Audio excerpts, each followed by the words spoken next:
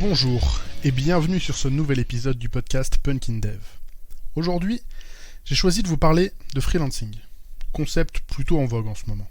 Le nombre de freelances augmente sans cesse et j'ai moi-même fini par céder à l'appel en 2018.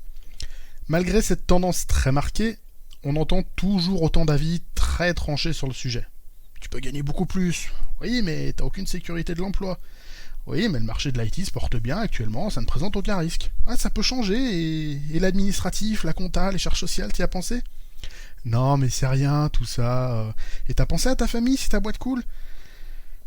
Et j'en passe. Que des points de vue tout en nuances, n'est-ce pas? Essayons tout de même de répondre à ces éléments, de façon un peu plus factuelle, mais en gardant à l'esprit que je ne vais m'exprimer que dans le cadre de mon secteur d'activité, le dev. Une autre vérité semble bien guetter les coachs, les graphistes, les pigistes et d'autres professions dont j'ignore manifestement la situation. Est-ce qu'un freelance gagne plus d'argent? Oui, clairement. Je gagne aujourd'hui plus au 4/5e que ce que j'arrivais à gagner à temps plein en tant que salarié. Même s'il faut compter les périodes de vacances ou d'intercontrat où on n'est pas payé, où on ne facture pas. C'est comme tout, ça se prévoit. L'exercice du prévisionnel est un peu rébarbatif, mais il permet de savoir à partir de quand on aura assez de trésorerie pour se permettre une petite parenthèse ou un investissement qui va bien. L'administratif est super lourd et prend beaucoup de temps? Oui et non. Si vous faites du conseil, du coaching ou de la formation, vous allez avoir beaucoup de clients en même temps. Et il va falloir faire plein de factures. Ça va occasionner plus de charges, avec le suivi des factures, tout ça. Dans mon cas, avec généralement un seul client à la fois, c'est plus léger. Pour la comptabilité, c'est un coup à prendre. Mais ça reste à mon goût beaucoup plus simple que les saisies de notes de frais que j'ai eu à faire en ESN. Pour le reste, je paye un cabinet comptable qui s'occupe du récurrent, déclaration de TVA, mon bilan annuel, tout ça. Mais on le voit avec le Covid, les freelances sont les premiers à sauter, non? Et ben encore une fois, oui et non. Ça dépendra du client. Mais s'il est vrai que perdre sa mission quand on est salarié en ESN n'a pas trop de conséquences, pour un freelance, c'est de la perte sèche. En revanche, la souplesse du freelancing fait que ce sont globalement les premiers à être appelés à la reprise. J'ai pas d'études vraiment à ce sujet-là, j'ai juste vu comment ça se passait dans mon entourage. Si vous avez des retours d'expérience différents, vraiment je suis preneur. Toutes ces questions pourquoi au final? À mon sens, ce ne sont pas ces interrogations-là qui doivent vous permettre de savoir si le freelancing peut vous convenir. Pour moi, la question centrale, ça devrait plutôt être comment voulez-vous travailler et comment voulez-vous gérer votre carrière de dev? En ESN, on travaille bien souvent soit comme l'a décidé l'ESN, soit comme l'a décidé le client chez qui on intervient. Il y a bien certaines personnes qui arrivent à faire leur chemin dans ce type de société. J'en ai connu quelques-uns sans problème. Mais la majeure partie d'entre nous va subir ces modèles. Et à chaque fois, on espère trouver mieux en changeant de boîte. Spoiler, désillusion sous 2 ans, dans la plupart des cas. Le freelancing permet de choisir comment on va travailler et comment on va évoluer. Mais attention, ceci n'est en rien une réponse. Se laisser guider par un modèle appliqué par une ESN ou une autre boîte peut avoir ça de confortable, on n'a pas à se poser la question de comment on va évoluer.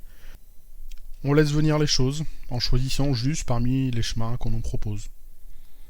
En tant que freelance, il va falloir tracer sa propre voie. Choisir avec soin les clients et les personnes avec qui on travaille. Sélectionner attentivement les formations qu'on veut suivre. Et quand on n'en a jamais eu, c'est pas forcément évident. Puis également choisir la place qu'on veut donner au travail dans notre vie. Cumuler clients pour rentrer énormément d'argent, c'est possible, mais ça aura un coût, à titre personnel, parfois sanitaire. Travailler le moins possible pour avoir plus de temps pour la famille et les passions, c'est également possible, mais ça risque d'avoir un coût en termes de confort au quotidien. Si on couple ça avec les réalités du marché, qui possède ses propres contraintes, le freelancing peut vite devenir un numéro d'équilibriste, potentiellement complexe à gérer si on n'y prête pas attention. Avec tout ça, est-ce que le jeu en vaut vraiment la chandelle? À titre personnel, je dirais un très grand oui. Si à l'origine vous aviez choisi de faire du code votre métier, et que petit à petit, venir au bureau est devenu une plaie, peut-être que le statut de freelance pourrait vous redonner ce que vous avez perdu en chemin. Mais encore une fois, attention, il suffit pas de créer son entité et de faire des factures pour se sentir mieux. Il va falloir prendre le sujet au sérieux et réfléchir au numéro d'équilibriste dont je vous parlais juste avant. Les premiers mois sont rarement simples. On n'a pas forcément d'avance financière, on se sent en danger et on va aller vers la première mission pour se rassurer. Je l'ai fait. Après, personnellement, j'ai eu la chance d'avoir un bon TJM tout de suite. Ça m'a permis assez rapidement de commencer à me projeter. Mais le début, on a toujours cette espèce de stress qui reste là. Je suis aujourd'hui dans ma 3e année de freelancing. C'est encore assez récent. Mais je commence à trouver l'équilibre qui me convient. Je travaille au 4/5e. J'ai une partie de mon budget professionnel pour acheter des livres, aller à des conférences, des meet-up. Je prends même, au moment où j'enregistre cet épisode, un week-end de travail dans un hôtel un peu classe, financé par ma société. Je travaille dans un cadre qui m'intéresse.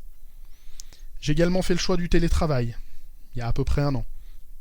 Choix particulièrement avisé si on considère la situation du premier semestre 2020.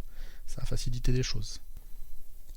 Si vous êtes actuellement dans une société avec un management réellement bienveillant, qui vous permette d'avoir un bon équilibre vie pro, vie perso, avec des formations et vraiment que vous vous sentez bien, profitez-en. Vous faites partie des chanceux. Et ça me fait plaisir qu'il y ait des sociétés comme ça qui existent encore.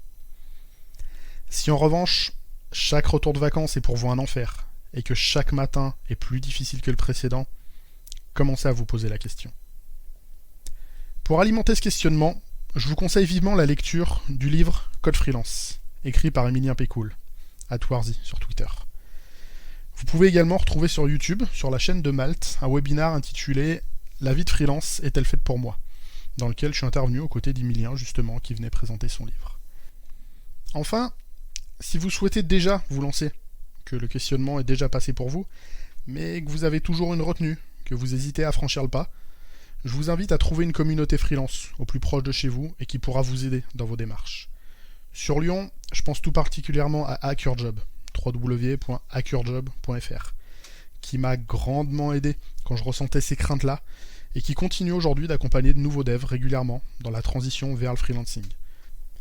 Je voulais à ce titre sincèrement remercier et saluer pour leur travail les créateurs et fondateurs d'HackerJob, à savoir Emilien, dont je viens de vous parler, Florent Pellet, qui a été le premier à semer la graine du freelancing dans mon esprit, et Clément Boulier. Vous pouvez aussi suivre Hugo Lassiège, le fondateur de Malte, qui publie toujours de bons papiers sur le freelancing et l'entrepreneuriat. J'espère que cet épisode vous a plu, qu'il vous permettra d'avancer au moins un petit peu sur le questionnement lié au freelancing. N'hésitez pas à venir me poser des questions sur @sylve_coud sur Twitter, ou même à faire une demande de contact sur hackerjob.fr. A très bientôt pour un nouvel épisode. D'ici là, geekez bien, collez bien.